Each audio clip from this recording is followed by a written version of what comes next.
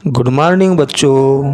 एक बार फिर से मैं आपको आपकी किताब जिसका नाम सारंगी है उसके अंतर्गत पाठ 5 लेकर, जिसका नाम ममता का घर है, लेकर आया हूँ। आप लोग मेरे साथ पढ़िए और ध्यान से देखिए और रिवाइज करिए ताकि आपको भी अच्छे ढंग से पढ़ना आ जाए।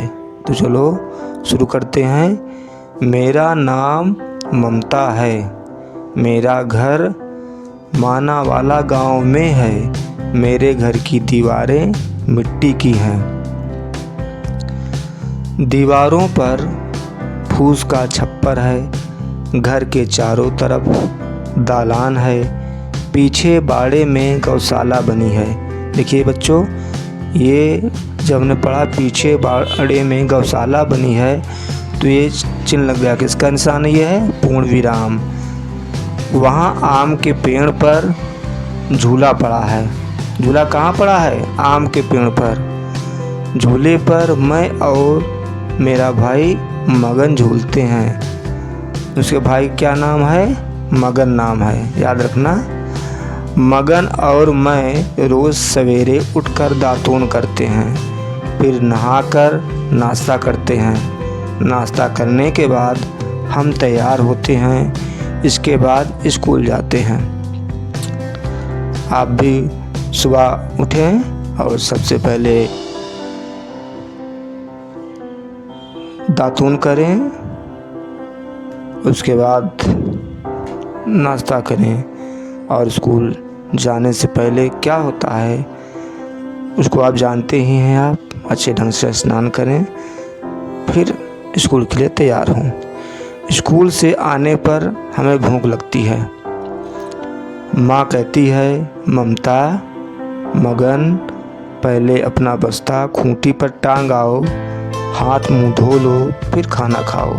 प्यारे बच्चों, हमें खाना खाने से पहले अच्छी तरह से अपने हाथों को साबुन से धो लेना चाहिए, क्योंकि हमारे हाथ में बहुत छोटे छोटे जो आँख से नहीं दिखाई देते कीटाणु होते हैं। इसलिए प्रत्येक बार खाना खाने से पहले अपने हाथों को साबुन से ज़रूर धोएं। आगे क्या होता है? जिस दिन माँ को स्वास्थ्य केंद्र में अधिक काम रहता है उस दिन खाना बाबूजी बनाते हैं। मैं रोज़ दोपहर में दाल, चावल, हरी सब्जी और रोटी खाती हूँ। हम बगिया से टमाटर, मूली और गाजर भी ले आते हैं, जिन्हें हम धोकर खाते हैं। मगन को लौकी की सब्ज़ी बहुत अच्छी लगती है। हमारे इसमें ध्यान देना, कहानी में आगे क्या है कि हमको अपने खाने में जो ये दिए गए हैं टमाटर, मूली और गाजर, इनका को अच्छी तरह से काट करके हम सलाद बना लेते हैं। इसका उपयोग ज़्यादा से ज़्यादा करें ताकि ये हमारे सेहत के लिए अच्छा हो। नीचे क्या है? बाबूजी खेत पर काम करते हैं। शाम को खेत से लौटकर बाबूजी बैलों को खूंटे से बांधते हैं और उनको चारा खिलाते हैं। माँ गाय का दूध देती हैं। देखिए चित्र को भी समझिए आप। ये देखिए ममता और मगन हैं। अपने दैनिक कार्यों को करने के बाद दोनों साथ साथ स्कूल जाते हैं। और वहीं जब दूसरी ओर हम देखते हैं चित्र में क्या है, ये पूरा एनवायरनमेंट है ममता और मगन के घर का। ये ममता के बाबूजी हैं और दोनों बैलों को खूंटी बांध करके चारा खिलाते हैं। और ममता और मगन की ये माँ है, गाय का दूध दो रही है। तो बच्चों, इस प्रकार आपकी कहानी समाप्त होती है। अब आगे के पेज हम देखते हैं कि क्या करना है। हाँ, बिजली जाने पर मगन लैंप जला देता है, घर में उजाला हो जाता है। मगन और मैं साथ साथ पढ़ते हैं। रात को भोजन के बाद दादी जी हमें कहानी सुनाती हैं। कहानी सुनते सुनते हम सो जाते हैं। तो इस प्रकार से आपकी कहानी समाप्त हुई, किताब कहानी समाप्त हुई और आप लोग जैसे मैंने पढ़ा उससे आप भी अच्छे ढंग से अपने घर के किसी भी सदस्य के सहयोग से कहानी को आराम से पढ़ना सीख सकते हैं और उनमें जो अच्छी बातें बताई गई हैं उनको ज़रूर से ज़रूर धारण कीजिए ताकि हम आगे चलकर एक अच्छे नागरिक बन सके और देश की सेवा कर सकें। अब बातचीत के लिए जो क्वेश्चन दिए गए हैं उन्हें आप इस किताब जो कहानी दी गई उसके अंतर्गत मौखिक रूप में ज़्यादा से ज़्यादा बताने की कोशिश कीजिए ताकि आप की जो मौखिक शक्ति है, मौखिक रूप से बात करने की क्षमता वो बढ़े। जैसे मगन और ममता स्कूल जाने से पहले क्या क्या करते हैं। तो ध्यान दो कहानी पर क्या बताया गया है कि ममता और मगन स्कूल जाने से पहले क्या क्या करते हैं।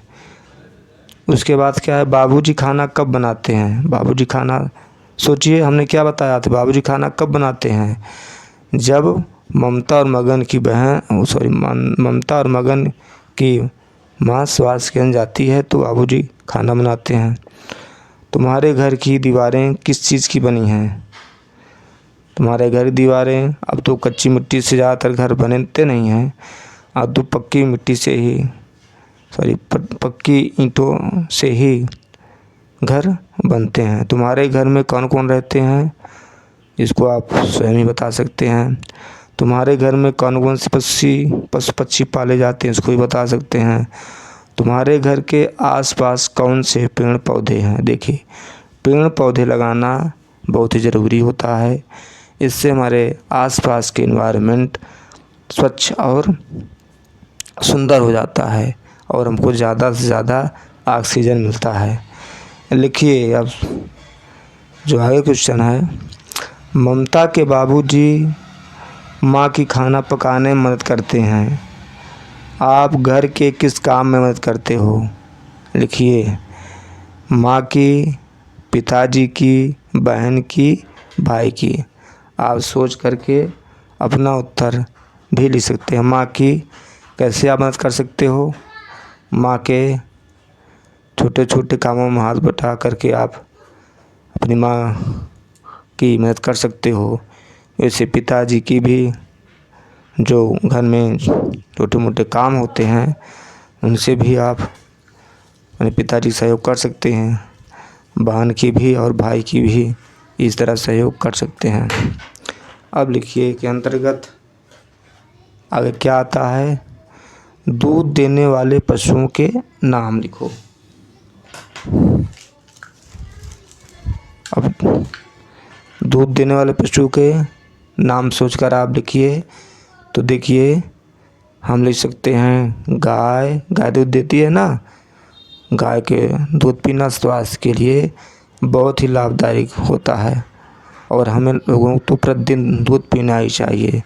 पहले गाय हो गया, अब भैंस हो गया, बकरी भी दूध देती है। उजाला देने वाली चीज़ों के नाम लिखिए। उजाला किससे निकलता है, लैंप से और बिजली के बल्ब से, बिजली के बल्ब से। खेती में काम आने वाले चीज़ों के नाम लिखिए। बैल से खेत जोतते हैं और हल से भी चलाकर खेत जोता जाता है। इनके घर को क्या कहते हैं, लिखिए। गाय के घर को क्या कहते हैं, पशुशाला। क्या कहेंगे, पशुशाला, जिसमें पशु बांधे जाते हैं। मधुमक्खी घर को क्या कहते हैं, छत्ता। मधुमक्खी छत्ता बना करके छत्ते में रहती है। चिड़िया के घर क्या कहते हैं, सोचिए, घोंसला, घोंसला, घोंसला। अब मुर्गी के घर को क्या कहते हैं, सोचिए, मुर्गी क्या कहते हैं, मुर्गी के घर को क्या कहते हैं, पोल्ट्री। और चूहे के घर को बिल। चूहा किस में रहता है? बिल में। और शेर किस में रहता है? गुफा में। जंगल का राजा शेर किस में रहता है? गुफा में। नीचे लिखे कि इनमें से कौन कौन सा काम माँ, पिताजी, भाई, बहन, दादा, दादी या तुम्हारे द्वारा किया जाता है। अब बताइए, पानी भरना। पानी के घर में कौन भरता है? माँ ही भरती होगी, माँ। झाड़ू कौन लगाती है? बहन लगाती होगी, बहन लिख दीजिए यहाँ पे। खाना कौन पकाती है? माँ और बहन दोनों मिलकर बनाती होंगी खाना, माँ और बहन भी मिलकर खाना बनाती होंगी। कपड़ा कौन धोता है? ज़्यादातर माँ ही कपड़े धोती है। आप लोग तो अपना कपड़ा अपने धोते नहीं, माँ। दूध कौन धोता है? माँ भी धोती है और बाबूजी भी धोते हैं, माँ और बाबूजी भी। चारा कौन लाता है? बाबूजी।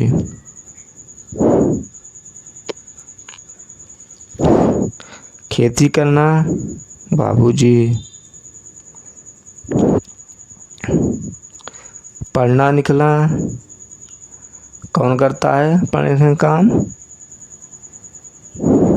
आप करते हैं, आप और आपकी बहन। पढ़ते हैं ना मन लगा के, आपकी बहन। जानवरों को नहलाना बाबूजी। यहाँ लिख दीजिए बाबूजी। और बिस्तर कौन लगाता है? आपका बिस्तर कौन लगाता है? सोचिए और बताइए। ज़्यादातर माँ ही बिस्तर लगाती हैं और बहन भी, और बहन अभी और कभी कभी आप भी लगा देते हो, अपना भी नाम आप दे सकते हैं। इस तरह से आपकी कहानी पार्ट 5 समाप्त होती है। आशा करता हूँ कि आपको बहुत अच्छा लगा होगा और घर में जाकर आप रिवाइज करें। शिक्षक भाइयों से भी ये विनम्र निवेदन है कि आप भी अपने कक्षाओं में अपने विद्यार्थियों को हमारे चैनल के थ्रू, जिसका नाम सुरजीत स्टडी है, सुरजीत एकेडमी है, उसको आप ज़्यादा से ज़्यादा शेयर करें, लाइक करें और सब्सक्राइब करें, ताकि हम और अच्छे ढंग से बढ़िया वीडियो बना सके और आपको और आपके विद्यार्थियों की कुछ ना कुछ सहायता कर सकें, हेल्प कर सकें। धन्यवाद।